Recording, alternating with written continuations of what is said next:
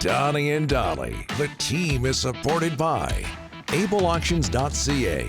Closing your business? We can help.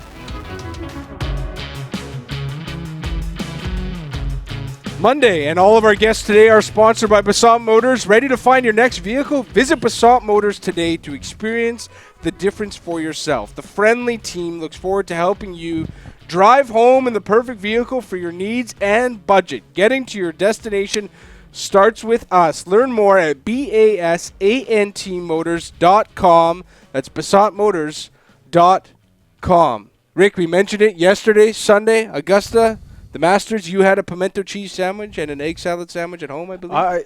I love. You don't even know what pimento cheese is. This is I don't going care right over about your that. head. Listen to me. Nothing better than lying on the couch, pillows, blanket, Socks? woolly socks, Yeah. and watching two guys go down the stretch at the Masters. Yeah. Like Rose and McIlroy did. Yeah. It's just a treat. A different two guys than a lot of people thought it might be.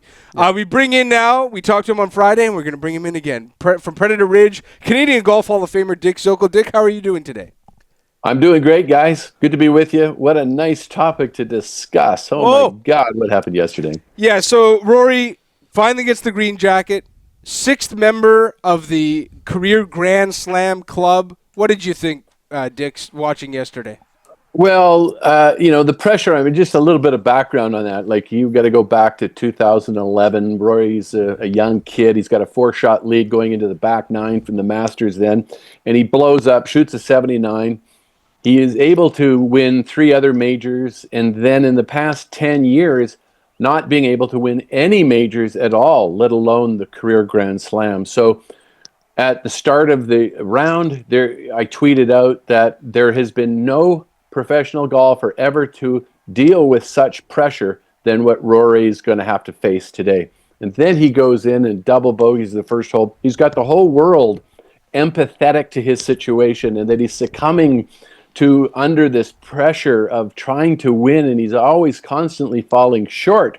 So when he does, it's kind of like a microcosm 2004 Boston Red Sox victory. Yep. Only it's himself and only himself. He fought. His opponent wasn't Bryson DeChambeau yesterday. It wasn't the PGA Tour versus Liv. It was Rory versus Rory, his own mind that he had to compete against, and he pulled out the victory. It's one for the ages. Yeah, and we're showing your tweet now, Zoke, and I thought it was outstanding, like you said before the round. So as a golfer, I know we were dealing with the ups and downs at home, watching it and the roller coaster and all that. How hard is it? How hard would it have been for him to try and not let all the ghosts of even the past few days with all the double bogeys, finished with 4, not take him over and consume him during the moment? Well, that's the issue. Golf is such a psychosomatic game, and you know that I go straight to here constantly.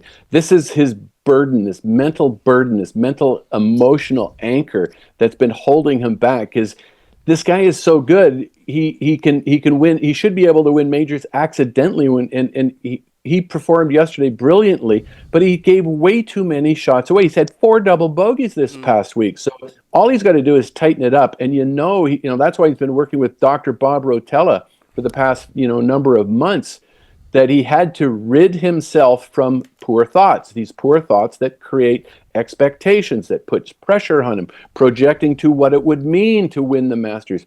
In golf, you've got to be able to learn from your mistakes and those mental mistakes, keep it simple, and don't allow your mind to go down those rabbit holes. Everyone does it, but it shows you even the best players in the world struggle with this very simple concept. And so because we all have such empathy for Rory, he's such a great spokesperson. He's not, he doesn't have the greed, and he has humility and professionalism about himself that we're not seeing in golf these days. So the whole world was behind it, and when he won, the whole world just let out this pressure release. It was quite something. But Dick, when he missed that 5-foot putt on 18, I said to myself, he's done. It's over. Oh, yeah. Did you feel the same way? Well, I thought he was done after 13 by chipping. When he's got the 3-shot lead on Yeah. 13, there was. Well, first of all, there's. Let's back up. I mean, his double bogey on the first hole, he lost the lead in 2 holes. Yep. Then he recovers. His ability to rebound after he gets punched in the teeth. Yep. That's the great thing about it. But he always had to have this drum. So he went through and birdied 10. He's lucky that his ball stayed up on 11 to go in the water. So then on 13. He's got this 85-yard chip shot, Yep. and he blocks it into Rays Creek, and he loses 3 shots right there, and you're going, this can't be happening. Yep. Then he's, again, back to playing well on that shot he hit on 15, that hooking 7-iron, and then making this remarkable shot on 17 to get a 1-shot lead to go into the final hole. And he's got a 125-yard pitching wedge in his hand. He blocks it into the bunker and makes bogey. And you can't be making this stuff up. Then this remarkable shot in the sudden death play up to 2 feet where he knocks it in, and then this emotional release just explodes throughout the world.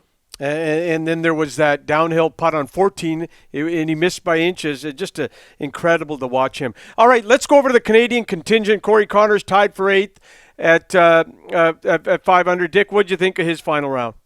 Well, Corey Connors has been on a Corey Connors trajectory, which is steady but sure. Yeah.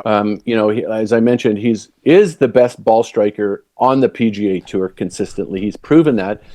Prior to this weekend, he's already had 3 top 10 finishes in the Masters, so he's getting comfortable. But this is his first time when he was in contention. This is a completely different ball game, psychologically again. But he didn't putt as well as he hoped to, but all these things are going to contribute to him like he's knocking on the door. And it's no different when you're trying to win a Stanley Cup and you've been there a couple times and you've failed and you learn from those mistakes. And what I think we're starting to see him, instead of just knocking on the door and asking politely if he can come in, he's got to get to a point where he's got to kick the bloody door down and saying, I am taking this. So I think he's on that track, and rightly so. He needs to kind of get into contention in major championships. Yep. And fail from them so you can learn, so you can blow that door down. I hadn't gotten to that level, but Corey Connors is at that level, and I think he's on track to if he continues to do this, he will be able to just say, damn this, I'm going to get in my way, I'm going to knock you over, this is mine, I'm taking it. That's what he needs to do. So we talked about Rory, 6th player, career Grand Slam. Do you see a player on the tour that could be the 7th? Well, yeah, Scotty Scheffler is going to be there in short order. I think there's no question about that. But now keep in mind these 5 people, other than yesterday, there's only 5 people. The last one prior to Rory was Tiger. That was 25 years ago. Yep. Gary Player in the 70s, Jack in the 60s. So Scotty Scheffler is, I think, the only guy that has the runway and the ability to do it, and I think he'll do it quite easily. Yeah, I would say that's probably the easy bet right now for sure. Zoke, short notice, we really appreciate it. As always, we'll definitely talk to you as the season progresses here. We really appreciate it. Anytime, guys. Thanks for having me. Thanks, Dick.